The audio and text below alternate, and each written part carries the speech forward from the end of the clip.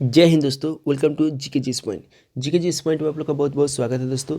आज है दोस्तों 29 जनवरी से जो भी इंपॉर्टेंट क्वेश्चन है दोस्तों, सारे क्वेश्चन यहाँ पर प्रोवाइड किया जाएगा। तो चलिए दोस्तों, आज की वीडियो हम शुरू करते हैं। और दोस्तों, आप लोग से रिक्वेस्ट है दोस्तों, जो भी स्टूडेंट अभी इस वीडियो को लाइक नहीं किया लाइक कर लीजिए, और जिन्होंने सब्सक्राइब नहीं किया तो प्लीज़ सब्सक्राइब करने के बाद बेल आइकन प्रेस कर लीजिए, ठीक है।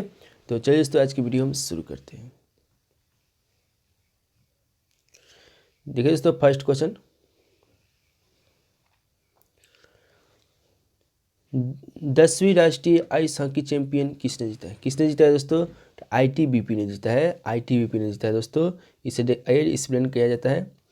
यहाँ पर देखिए, 22 जनवरी 2021 को इसका फाइनल मुकाबला हुआ। जम्मू कश्मीर के गुलबर्ग में ये 10वीं राष्ट्रीय आइस हॉकी चैंपियनशिप आयोजित की गई। आईटीबीपी की टीम ने 8,694 फुट की ऊंचाई पर स्थित गुलबर्ग आइस रिंक के लद्दाख को 5-1 से हराया। राष्ट्रीय चैंपियन का आयोजन भारतीय आइस हॉकी संघ IHAI ने 16 से 22 जनवरी तक किया गया। ठीक है, टूर्नामेंट में 8 टीमों ने हिस्सा लिया। लद्दाख को भारत के आइस हॉकी टीम की राजधानी माना जाता है। ठीक है, आइस हॉकी टीम की राजधानी लद्दाख को माना जाता है। आगे क्वेश्चन देखिए, यहाँ पर 2 नंबर क्वेश्चन देखिएगा। केंद्र सरकार ने कालका मेल ट्रेन का नाम किस स्वतंत्रता सेनानी के नाम पर रखने की घोषणा की है? तो नेताजी सुभाष चंद्र के नाम पर रखने की गई है। ठीक है, तो आइए दोस्तों, इसे जानते हैं, एक्सप्लेन किया जाए। रेल मंत्री पीयूष गोयल ने घोषणा की है कि 23 जनवरी 2021 से ट्रेन का आधिकारिक तौर पर नाम बदल दिया गया है। ट्रेन का नाम नेताजी एक्सप्रेस देने की निर्णय लिया गया है। वर्ष 1941 में नेताजी ने अंग्रेजों की कैद से निकलने के लिए इस ट्रेन का इस्तेमाल किया था। अब 130 साल पुरानी इस ट्रेन का नाम बोस के नाम पर ही किया जाएगा। आगे देखिए दोस्तों, कालका मेल को नंबर 1 यूपी प्रति 2 DN के तौर पर जाना जाएगा, जो इस आज़ादी से पहले की ट्रेन कनेक्टिविटी से जुड़ा है। ईस्ट इंडिया रेलवे मेल के तौर पर 1866 में अपनी यात्रा शुरू करने वाली कालका मेल के रूट को दिल्ली से कालका के बीच 1891 में बढ़ाया गया था। ठीक है, अगला क्वेश्चन देखिए दोस्तों, यहाँ पर 3 नंबर। सड़क परिवहन एवं राजमार्ग मंत्री नितिन गडकरी ने 15 वर्ष से पुराने वाहनों को हटाने के लिए स्क्रैप नीति को किस तारीख से लागू करने की घोषणा की है? तो दोस्तों 1 अप्रैल 2022 को। ठीक है, तो आइए देखते हैं इसे क्या इसमें दी गई है। सड़क परिवहन राजमार्ग मंत्री नितिन गडकरी ने 15 वर्ष पुराने वाहनों को हटाने के लिए स्क्रैप नीति को 1 अप्रैल 2022 से लागू करने की घोषणा की है। बता दें कि 2019 जुलाई में सरकार ने इलेक्ट्रॉनिक वाहनों को देश में बढ़ावा देने के लिए 15 साल से ज़्यादा पुराने वाहनों को हटाने की अनुमति देने के लिए मोटर वाहनों मापदंडों में संशोधन का प्रस्ताव किया था। ठीक है, आगे क्वेश्चन देखिए दोस्तों, यहाँ पर 4 नंबर क्वेश्चन है। 4 नंबर कि हाल ही में पुर्तगाल के आम चुनाव में कौन सी जीत दर्ज कर दूसरी बार देश के राष्ट्रपति बन गया है? तो मार्केलो रेबेलो डी सूजा ने दोस्तों ये राष्ट्रपति चुनाव जीते हैं। और देखिए इसके बारे में, पुर्तगाल में हाल ही में राष्ट्रपति चुनाव के लिए मतदान किया गया। चुनाव में उदारवादी निवर्तमान राष्ट्रपति और उम्मीदवार मार्केलो रेबेलो डी सूजा ने है, और एक बार फिर 5 साल के लिए राष्ट्रपति चुन लिया गया है। चुनाव जीतने के लिए उम्मीदवार को 50% से अधिक वोट हासिल करने होते हैं। हालांकि कोरोना वायरस महामारी के चलते मतदान के प्रतिशत में काफ़ी कमी दर्ज की गई है। ठीक है, अगला क्वेश्चन देखिए दोस्तों, 5 नंबर। जर्मन वॉच के ग्लोबल क्लाइमेट रिस्क इंडेक्स 2021 में भारत को किस स्थान पर रखा गया है? तो 7वें स्थान पर रखा गया है दोस्तों, 7वें स्थान पर।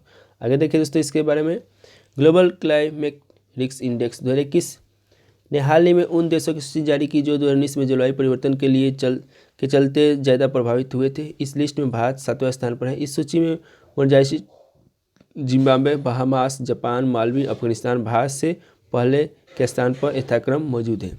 वहाँ स्थित जर्मन वॉच नाम के पर्यावरण संगठन ने एक लिस्ट जारी की है। जिसमें साल 2000 से 2019 के बीच तीव्र और भयानक मौसम की घटनाओं के आधार पर उन देशों को शामिल किया गया है जो जलवायु परिवर्तन के चलते सर्वाधिक प्रभावित हुए थे। ठीक है, अगला क्वेश्चन देखिए दोस्तों यहाँ पर 6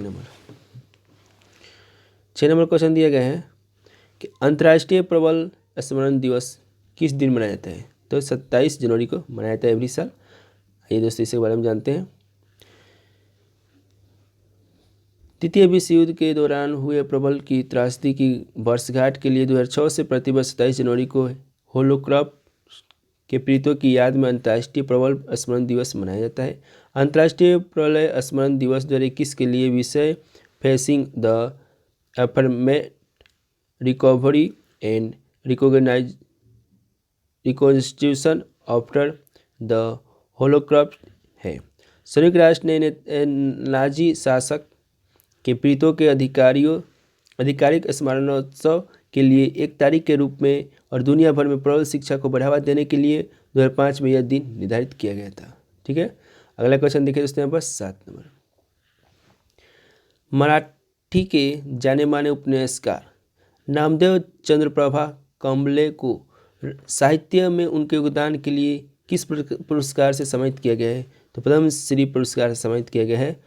ठीक है, मराठी के जाने माने उपन्यासकार नामदेव चंद्रभान कांबले को साहित्य में उनके योगदान के लिए पद्मश्री पुरस्कार से सम्मानित किया गया है। उन्हें इसके लिए साल 1995 में अपने उपन्यास राघवेल के लिए साहित्य अकादमी पुरस्कार मिला था।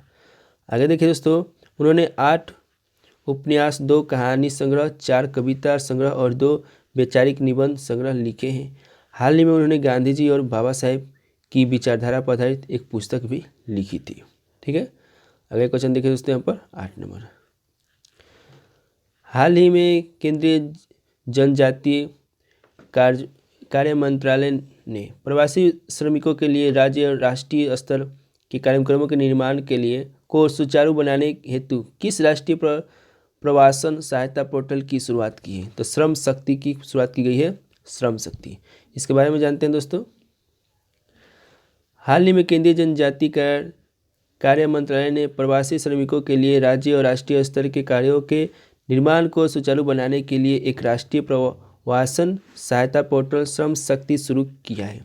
इस पोर्टल की शुरुआत आदिवासी प्रवासी श्रमिकों से संबंधित डेटा एकत्र करने और उस डेटा को मौजूद कल्याणकारी योजनाओं से जोड़ने के लिए की गई है।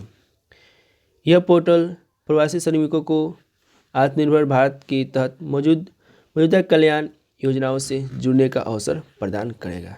ठीक है, आगे क्वेश्चन देखिए दोस्तों, यहाँ पर 9 नंबर क्वेश्चन दी गई है। हाल ही में किस राज्य सरकार ने एक ऑनलाइन कार्यक्रम के माध्यम से जेल पर्यटन पहल की शुरुआत की है। तो महाराष्ट्र सरकार ने की है दोस्तों। महाराष्ट्र के मुख्यमंत्री उद्धव ठाकरे ने हाल ही में एक ऑनलाइन कार्यक्रम के माध्यम से जेल पर्यटन पहल शुरू की गई है। पुणे के 150 वर्ष पुरानी एरवदा जेल से शुरू की गई इस पहल का उद्देश्य आम लोगों को ऐतिहासिक जेलों को नज़दीकी से देखने की सुविधा प्रदान करना। इस पहल के माध्यम से स्कूल और कॉलेजों के छात्रों, इतिहास के जानकारों और आम नागरिकों को हमारे इतिहास के एक नवीन पहलू को अनुभव करने में सहायता मिलेगा। ठीक है, आइए दोस्तों लास्ट क्वेश्चन है दोस्तों 10 नंबर। भारतवर्ष 2011 वर्चुअल कार्यक्रम कब से कब तक आयोजित किया जा रहा है।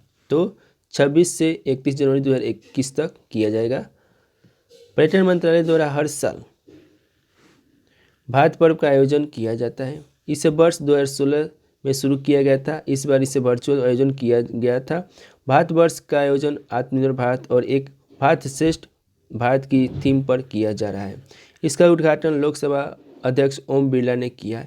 यह कार्यक्रम गणतंत्र दिवस के समारोह पर लाल किले की प्राचीर के सामने आयोजित किया जाता है। इस वर्चुअल इवेंट के तहत राज्य और केंद्र शासित प्रदेशों के थीम वाले मंडप अपने पर्यटन स्थलों, हस्तशिल्प और भोजन अन्य सुविधाओं का प्रदर्शन करेगा। ठीक है, तो दोस्तों आज की करंट अफेयर यहीं पर समाप्त होती है। दोस्तों यहाँ पर डेली करंट अफेयर चलता है। डेली आप लोग क्लास अटेंड कर सकते हो, डेली वीडियो देख सकते हो, अपना जीके स्ट्रॉन्ग कर सकते हो। ठीक है, तो दोस्तों प्लीज़ लाइक कीजिए, सब्सक्राइब कीजिए, शेयर कीजिए। ठीक है, तो जय हिंद दोस्तों, वंदे मातरम।